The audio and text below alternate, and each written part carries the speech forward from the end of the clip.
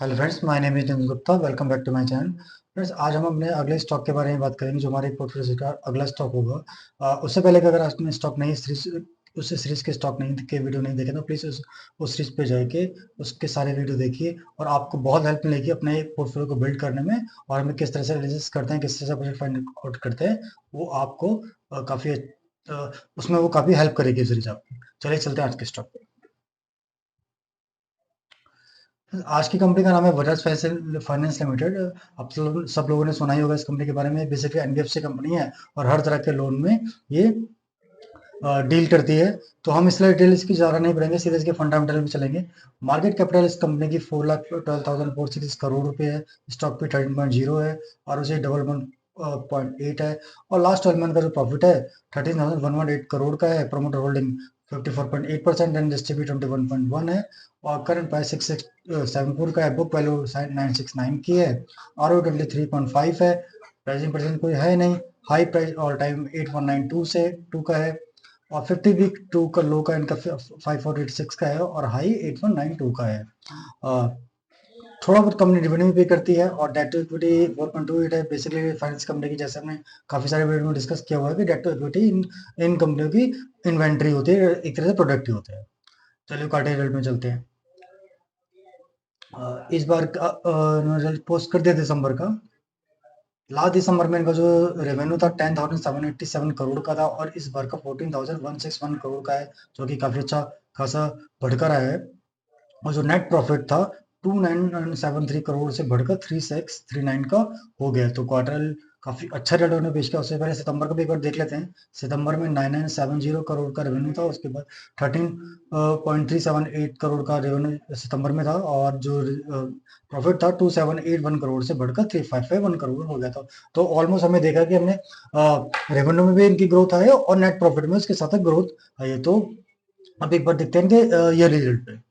तो ये रेट इनका 5392 करोड़ से स्टार्ट होकर 2015 से हमारे सामने डेटा है। और अब लास्ट 2 मार्च में इन्होंने पोस्ट किया था 41,398 करोड़ के रेवेन्यू पोस्ट किया था और 898 करोड़ से प्रॉफिट बढ़कर 11,508 करोड़ के हो गए हैं। और अब तक का अगर हम देखेंगे तो दिसंबर तक का, तो उसमें जो रेवेन्यू बढ़कर 51,400 करोड़ है और 13,000 जो नेट प्रॉफिट है 37,784 करोड़ का है। लगातार इन्होंने ग्रोथ दिखाई है लगातार। कोई भी इनका ईयर ऐसा नहीं गया है कि जिसमें इन्होंने डाउन देखा होगा। एक बस जो कोविड वाले फेस को हम छोड़ देते हैं, बाकी किसी भी ईयर में इन्होंने कभी भी ऐसा नहीं किया कि वो लास्ट ईयर के प्रॉफिट को बीट ना किया हो। हमेशा इन्होंने बीट किया है। तो फंडामेंटल तो बहुत अच्छे नजर आते हैं।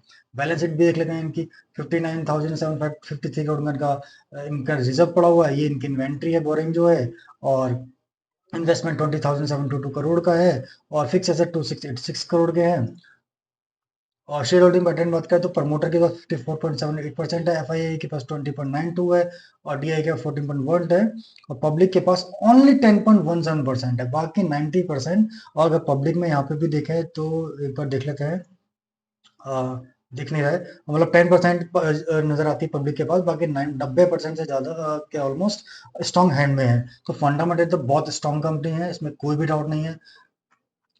अब एक बार चलते हैं टेक्निकल सेटअप पे। Friends, ये इसकी रेंज बन रही आ रही है काफी टाइम से।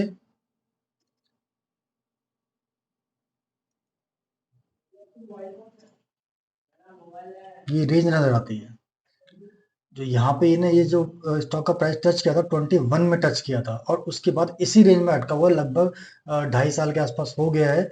इसने इस रेंज को कभी भी ब्रेकआउट नहीं किया। ठीक है, इसी में और अगर जब हम 21 में इनका फंडामेंटल देखें एक बार, अक्टूबर सितंबर के क्वार्टर के रिजल्ट आए होंगे। 21 ये रहा।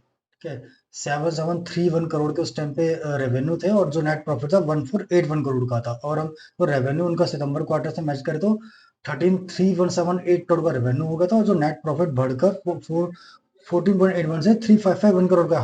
तो नेट प्रॉफिट में 100% से ज्यादा की ग्रोथ आ गई है। और जो रेवेन्यू है वो 100% पूरा नहीं बचा, बट 89% उसमें भी ग्रोथ है और जो हमारा स्टॉक है वहीं का वहीं पड़ा हुआ है। और ये अगर ईयरली ग्रोथ देखें 2021 में जो इनका जो रेवेन्यू था 26673 का था और जो बढ़कर अब फिर 51400 का हो गया है। और जो नेट प्रॉफिट 4420 से 13784 करोड़ हो गया है। यानी रेवेन्यू में डबल हो गया और जो नेट प्रॉफिट है वो 3 टाइम्स हो गया। ठीक है, और बट उसके अकॉर्डिंग चार्ट में कभी भी चार्ट में वो चीज नहीं आई है। अब हम ये कहेंगे इतनी स्टॉक अच्छी, अब हमारा दिमाग में जो क्वेश्चन आएगा वही क्वेश्चन आएगा, इतनी अच्छी कंपनी है तो भाई ये भाई अब तक ने ऐसा स्टॉक में देखो 2021 तो ऐसी था, जो 21 और 22 कंसोलिडेशन फेज से था कि मार्केट एक रेंज में ही ट्रेड करती, काफी सारे स्टॉक गिरे भी हुए थे, बिटे भी हुए थे, ठीक है। तो वो रीजन था। पर अब मुझे लगता है कि जो ये वाली रेंज है, जब भी इसका जब ब्रेकआउट आएगा तो वो जो टारगेट हमें मिलेगा वो जल्दी से जरूर हिट होगा। हम इसको टारगेट को एक बार मेजर कर लेते हैं।